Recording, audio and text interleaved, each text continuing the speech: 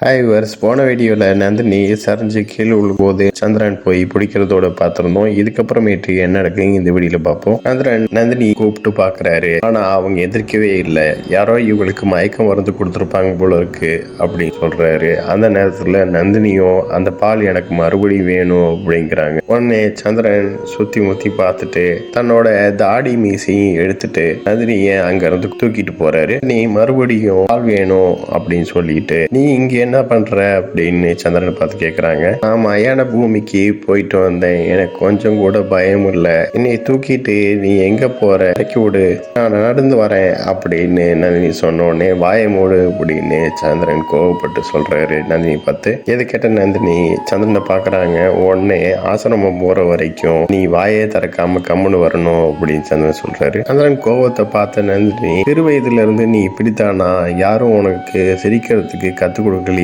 அப்படின்னு சந்திரனை பார்த்து கேட்குறாங்க. முதல் விஷயம், யாருக்கும் சிரிக்கிறதுக்கு கற்றுக் கொடுக்க மாட்டாங்க. நம்ம மனசு மகிழ்ச்சி அடைகிற மாதிரி ஏதோ ஒரு விஷயம் நடந்ததுன்னா சிரிப்பு தானா வந்துடும். ரெண்டாவது விஷயம், நான் ஒன்றும் கல் நெஞ்சுக்காரன் இல்லை, எனக்கும் சிரிக்க தெரியும், அழுக தெரியும், எல்லாம் தெரியும் அப்படின்னு சந்திரன் சொன்னோடனே, அப்பனா நீ கடைசியா எப்ப சிரிச்ச அப்படின்னு நந்தினி கேட்குறாங்க. உடனே சந்திரனும் சிரிச்சுக்கிட்டு, பாத்தியா எனக்கும் சிரிக்க தெரியும், உன்னோட இந்த முட்டாள்தனமான கேள்வியை தான் எனக்கு சிரிப்பை வர வச்சிருக்கு அப்படிங்கிறாரு. இதை பார்த்த நந்தினியும், உனக்கு சரியாவே சிரிக்க தெரியல, நான் உனக்கு சிரிப்பு வர வைக்கிறேன் அப்படின்னு சொல்லிட்டு சந்திரனை சிரிக்க வைக்க பாக்குறாங்க. என்ன செய்யற குமார், இப்படி பண்ணேன்னா உன்னைய இங்கேயே விட்டுட்டு போயிருவேன், அதுக்கப்புறம் நீ இங்கேயே இருக்க வேண்டியதுதான் அப்படின்னு சந்திரன் சொல்றாரு.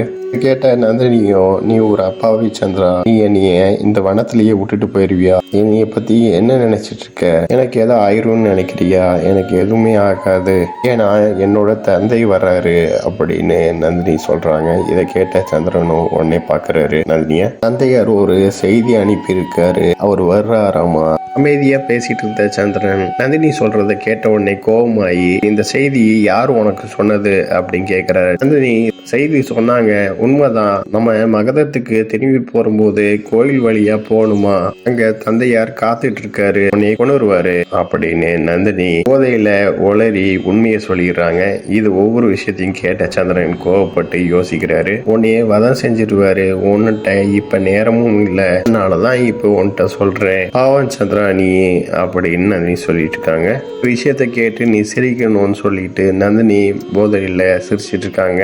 கேட்ட சந்திரனும் கோவப்பட்டு நந்தினியை அங்கிருந்து தூக்கிட்டு போயிட்டு இருக்காரு. இவ்வளவு நேரம் ஆகியும் ஏன் இவ இத பத்தி சொல்லவே இல்லை, நலமாதான் இருக்காளா இப்ப அப்படின்னு சந்திரன் மனசுக்குள்ள நினைச்சிட்டே சந்திரன் நந்தினியை தூக்கிட்டு போய் ஒரு இடத்துல படுக்க வைக்கிறாரு. படுக்க வச்சுட்டு நந்தினியை பார்த்துட்டு இருக்காரு. அந்த நேரத்துல நந்தினியும், நான் ஒண்ணு நினைச்சேன், ஆனா வேற ஒண்ணு நடந்துருச்சு அப்படின்னு சொன்ன உடனே சந்திரன் பாக்குறாரு. யார் மேல நான் அன்பு வச்சிருக்கணும், அவங்கள தான் நான் திருமணம் செஞ்சுக்கணும், ஆனா நகைவனை தான் நான் திருமணம் செஞ்சிருக்கேன் அப்படின்னு நந்தினி சொல்றாங்க.